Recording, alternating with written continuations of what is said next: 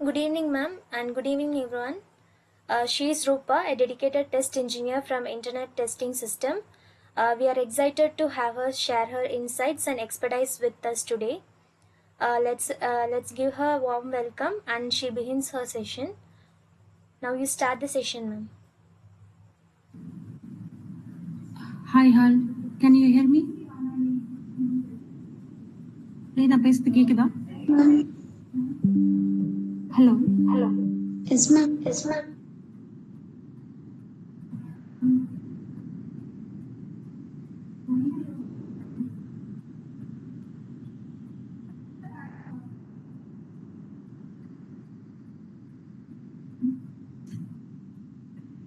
Screen is visible? Yeah, ma'am. இப்போ நம்ம என்ன பார்க்க போறோம்னா டெஸ்ட் இன்ஜினியரிங்கோட ரோல்ஸ் அண்ட் ரெஸ்பான்சிபிலிட்டி பத்தி பார்க்க போறோம்டா. ஃபர்ஸ்ட் இப்போ கார்ப்பரேட்னு எடுத்துக்கிட்டீங்கன்னாவே ரெண்டு ரோல் முக்கியமான ரோல் ப்ளே பண்ணுவாங்க. ஒன்று வந்து டெவலப்பர்ஸ், ஒன்று வந்து டெஸ்ட் இன்ஜினியர்ஸ். டெவலப்பர்ஸோட ரோல் எந்த அளவுக்கு முக்கியமோ அதே அளவுக்கு டெஸ்டர்ஸோட ரோலும் ரொம்ப முக்கியம். எப்படி சொல்றதுன்னா, டெவலப்பர்ஸ் வந்து டெவலப் பண்ணி கொடுத்துருவாங்க. கொடுத்ததுக்கப்புறம் டெஸ்ட் இன்ஜினியர்ஸ் என்ன பண்ணுவாங்கன்னா, அந்த ப்ராடக்ட் வந்து எல்லா சினாரியோஸ்லயும் பிரேக் பண்ண முடிஞ்ச அளவுக்கு பிரேக் பண்ண பார்த்துட்டு, அது வந்து எல்லா சினாரியோஸ்லயும் டெஸ்ட் பண்ணுவாங்க. டெஸ்ட் பண்ணிட்டு பிரேக் பண்ண முடிஞ்ச அளவுக்கு பிரேக் பண்ணி பார்த்துட்டு அதை வந்து ஃபிக்ஸ் பண்ணிட்டு அதை வந்து ரிலீஸ் பண்ணுவாங்க. அதாவது எண்ட் யூசர்ஸ் வந்து யூஸ் பண்ற அளவுக்கு எந்த ஒரு டிஃபெக்டும் இல்லாம கொண்டு போய் சேர்ப்பாங்க. ஸோ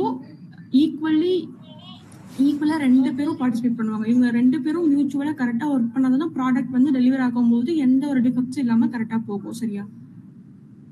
இப்போ வந்து இதுதான் டெஸ்ட் இன்ஜினியர்ஸ் மேக்ஸிமம் பண்ணுவாங்க. இப்போ நான் என்ன கம்பெனியில் ஒர்க் பண்ணுறேன்னா, இன்டர்நெட் டெஸ்டிங் சிஸ்டம். இங்கே என்ன பண்ணுவோம்னா, நாங்கள் வந்து ஆன்லைன் எக்ஸாமை வந்து டெலிவர் பண்ணுவோம். நாங்கள் எங்களோட ஓன் ப்ராடக்ட் என்னன்னா செக்யூர் ப்ரௌசர். சரியா? செக்யூர் ப்ரௌசர் என்ன பண்ணுவோம்னா, இப்போ நீங்கள் எக்ஸாம் லான்ச் பண்ணிட்டீங்கன்னா நீங்கள் வெளியவே வர முடியாது. அது வந்து செக்யூர்டா இருக்கும். எந்த ஆப்புமே ஓப்பன் பண்ண முடியாது, எதுவுமே பண்ண முடியாது. எப்படி சொல்றதுன்னா, எந்த ஒரு மால் ப்ராக்டிஸும் பண்ண முடியாதுன்னு வச்சுக்கோங்களேன். அந்த ப்ராடக்ட் தான் நாங்கள் டெலிவர் பண்ணிட்டு இருக்கோம். அதுக்கு அதோட நேம் வந்து செக்யூர் ப்ரௌசர்னு சொல்லுவோம். அது இல்லாமல் நாங்கள் வந்து எக்ஸாமும் டெலிவர் பண்ணிட்டு இருக்கோம். இப்போ எப்படி சொல்றதுன்னா, இப்போ நீங்க எக்ஸாம் எழுதிட்டு இருக்கீங்க, உங்களை ஒருத்தர் மானிட்டர் பண்ணிட்டு இருப்பாங்கல்ல, அந்த ப்ராடக்ட்டையும் நாங்க வந்து பார்த்துட்டு இருக்கோம், டெலிவர் பண்ணிட்டு இருக்கோம். இது மேக்ஸிமம் யார் யூஸ் பண்ணிட்டு இருக்காங்கன்னா, யூஎஸ்ல இருக்கவங்க யூஸ் பண்ணிட்டு இருக்காங்க. என்னென்ன சேலஞ்ச் ஃபேஸ் பண்ணுவாங்கன்னா, test engineers encounter challenges such as compatibility issues, security vulnerabilities, and scalability concerns. These challenges require in-depth analysis, strategy testing to ensure system robustness and automation. இப்போ ஆட்டோமேஷன் எடுத்துக்கிட்டீங்கன்னா செலினியம் யூஸ் பண்ணுவாங்க, அதுக்கப்புறம் playwright use பண்ணுவாங்க. இப்போ எப்படி சொல்ல, first வந்து மேனுவலா எல்லாத்தையும் ஒர்க் பண்ணி பார்த்துட்டு அந்த மேனுவலா பண்ண எல்லா டெஸ்ட் கேசஸையும் அவங்க ஆட்டோமேட் பண்ண ஸ்டார்ட் பண்ணுவாங்க. நிறைய ஃப்ரேம் ஒர்க் இருக்கு. இப்போ நாங்க யூஸ் பண்றது செலினியமும் பிளேரைட்டும் யூஸ் பண்ணிட்டு இருக்கோம். ஓகேவா? அதுக்கப்புறம் பெர்ஃபார்மன்ஸ் டெஸ்டிங்கை பொறுத்தவரைக்கும் நிறைய டெஸ்டிங் இருக்கு. பெர்ஃபார்மன்ஸ் டெஸ்டிங், சானிட்டி டெஸ்டிங் இருக்கு, அப்புறம் செக்யூரிட்டி டெஸ்டிங் இருக்கு. இந்த மாதிரி நிறைய டெஸ்டிங் இருக்கு. இப்போ வந்து உங்ககிட்ட ஒரு ப்ராடக்ட் கொடுக்குறாங்கன்னா அது வந்து பெர்ஃபார்மன்ஸ் வைஸ் கரெக்டாக ஒர்க் ஆகுதா இல்லையா, எப்படி இருக்கு அப்படின்ற மாதிரி நம்ம செக் பண்ணுவோம். அதே வந்து லோ டெஸ்டிங் பண்ணுவாங்க.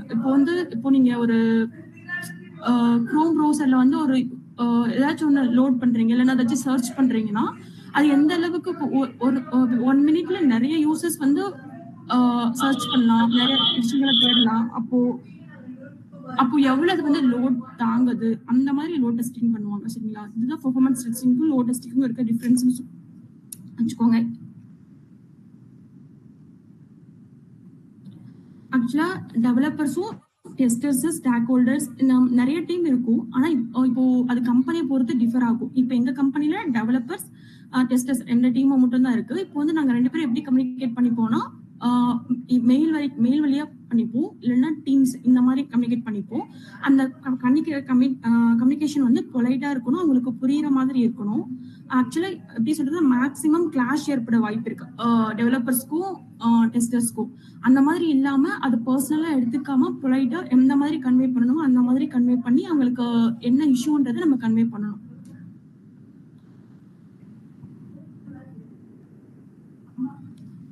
Next one, continuous improvement testing. Committed continuous through feedback analysis and adoption. This is approach to ensure that internet testing may evolve to meet changes, demands and technical advancement. இப்போ என்ன பண்ணுவோம்னா, இப்போ test engineers test பண்ணிட்டு இப்போ வந்து டெவலப்பர்ஸ்க்கு வந்து test இன்ஜினியர்ஸோட compare பண்ணும்போது நிறைய நாலேஜ் இருக்கும். ஏன்னா அவங்க டெவலப் பண்றாங்க, அந்த ப்ராடக்ட் பத்தி ஃபுல்லா தெரியும். ஆனா அவங்க யோசிக்க முடியாத டிஃப்ரெண்ட் சினாரியோஸ்ல இன்ஜினியர் டெஸ்டர்ஸ் வந்து யோசிச்சு அதை பிரேக் பண்ணி அவங்க கிட்ட கொடுப்பாங்க. அது வந்து அவங்க எப்படிலாம் ஃபிக்ஸ் பண்ணலாம் அப்படின்ற மாதிரி யோசிச்சு அதை அவங்க ஃபிக்ஸ் பண்ணி கொடுப்பாங்க. அந்த ஃபிக்ஸ் பண்ணது கரெக்டா இருக்கா இல்லையான்றத டெஸ்டர்ஸ் டெஸ்ட் பண்ணிட்டு திரும்பவும் அதை எந்த மாதிரிலாம் பிரேக் பண்ணலாம், இன்னும் எப்படிலாம் அந்த எப்படி சொல்றதுன்னா மேக்ஸிமம் அந்த ப்ராடக்டோட நெக்ஸ்ட் என்ஹான்ஸ்மெண்ட்டே டெஸ்டர்ஸ் தான் யோசிப்பாங்கன்னு வச்சுக்கோங்களேன். டெஸ்டர்ஸ் தான் கொண்டு வருவாங்கன்னு வச்சுக்கோங்க.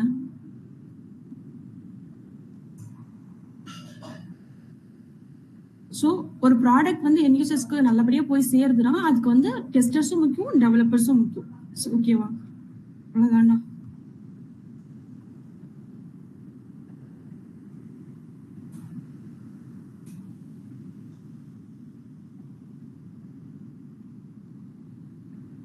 Hi ma'am, good evening.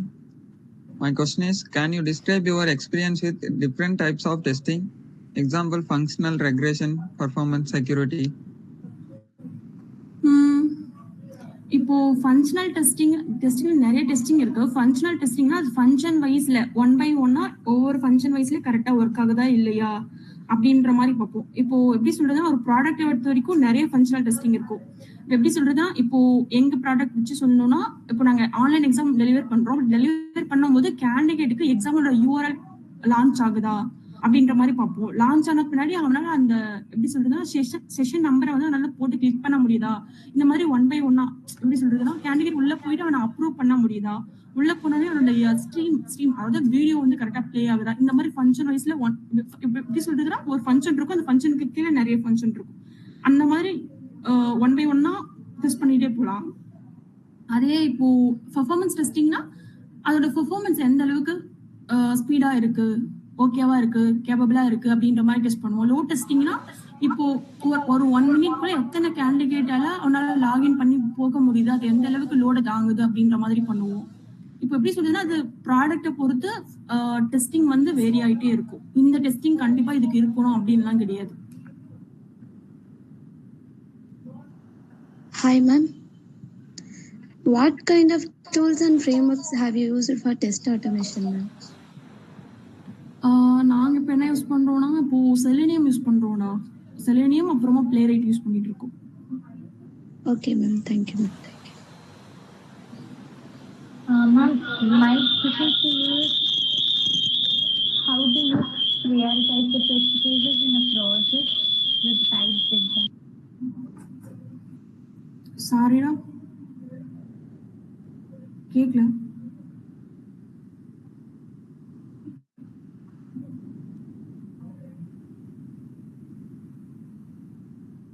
Hello ma'am, can you explain your process for writing test cases and test plans?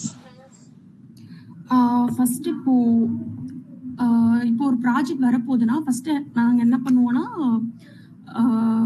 Product manager இருப்பாங்க. ப்ராடக்ட் மேனேஜர் தான் அந்த ப்ராடக்டை வந்து நமக்கு கொடுப்பாங்கன்னு வச்சுக்கோங்களேன். அவங்க வந்து ஒரு கிக் ஆஃப் கொடுப்பாங்க, இந்த மாதிரி என்ஹான்ஸ்மெண்ட்லாம் எங்களுக்கு வேணும், இதெல்லாம் எங்களுக்கு பண்ணி கொடுங்க அப்படின்ற மாதிரி. அது என்ன பண்ணுவாங்கன்னா அந்த கிக் ஆஃப் வந்து மேக்ஸிமம் யாருக்காக கொடுப்பாங்கன்னா டெவலப்பர்ஸ்க்காக கொடுப்பாங்க. அந்த டெவலப்பர்ஸ் ப்ராடக்ட் மேனேஜர் என்ன கிக் ஆஃப் கொடுக்குறாங்களோ அதுக்கு தகுந்தபடி அவங்க டெவலப் பண்ண ஸ்டார்ட் பண்ணுவாங்க. டெவலப் பண்ணி ஸ்டார்ட் பண்ண பின்னாடி கிக் ஆஃப்னா ஒன்றும் கிடையாது, அவங்க என்ன பண்ண போறாங்கன்றதை நம்ம கிட்ட ஒரு சம்மரைஸ் பண்ணி சுருக்கமா சொல்லுவாங்க, அவ்வளவுதான்.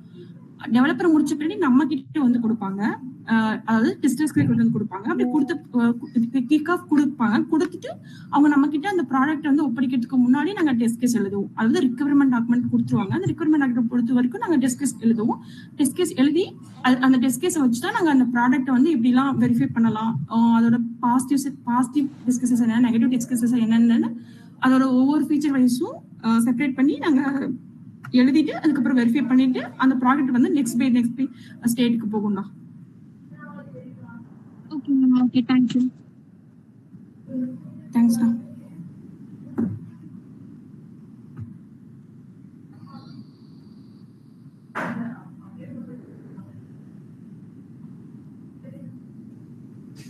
Thank you for clearing our doubts, ma'am.